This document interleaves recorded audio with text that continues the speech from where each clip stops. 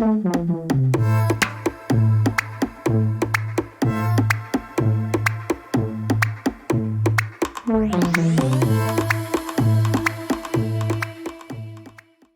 question, quelle action, mesure vous a en particulier marqué aujourd'hui dans tout ce qui a été présenté?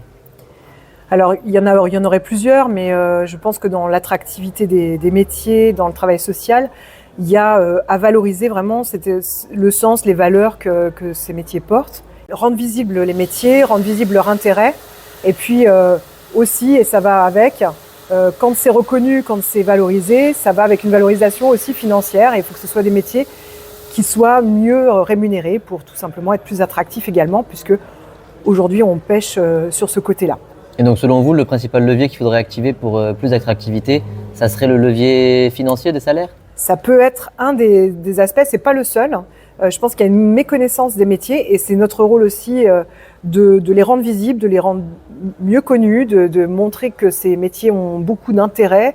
Les métiers de la relation, les métiers d'aide, qui sont aussi une attractivité liée à un sens que les gens cherchent aujourd'hui dans le travail. Et ça me semble intéressant que ce soit mis en avant par les établissements, par exemple, par plus de communication, une meilleure communication sur ces métiers-là, pour les rendre attractifs. Il y a des aspects aussi sonnants et trébuchants qu'il ne faut pas négliger. Et je crois que le livre blanc en fait l'écho. Donc ça me semble important de considérer aussi les réponses qui ont été faites par les travailleurs sociaux. Très bien. Et dernière question, selon vous, pourquoi c'est important d'avoir des journées de formation comme celle d'aujourd'hui, spécifiquement dédiées à l'attractivité des métiers? Alors, spécifiquement lié, je sais, ça peut être sur plusieurs sujets, mais je trouve que des journées comme celle-là, qui nous permettent à nous, directeurs d'établissement, personnes qui travaillent sur ces établissements de la fonction publique hospitalière, dans un même champ, de prendre du recul, de brasser un petit peu des idées, de réfléchir, de tirer quelques enseignements de chercheurs. On a parlé aussi de l'importance de l'enseignement, de la recherche, justement dans un monde en mouvement, de prendre ce champ-là pour essayer d'éclairer la façon dont on va gouverner nos établissements, la façon dont on doit prendre certaines directions. Ça me semble vraiment même presque nécessaire.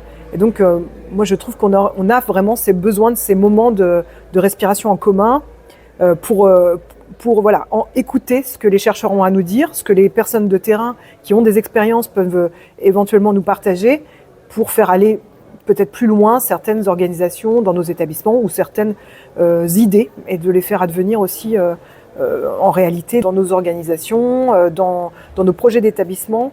Moi, je crois beaucoup à ces moments de partage. Ok, super, merci beaucoup.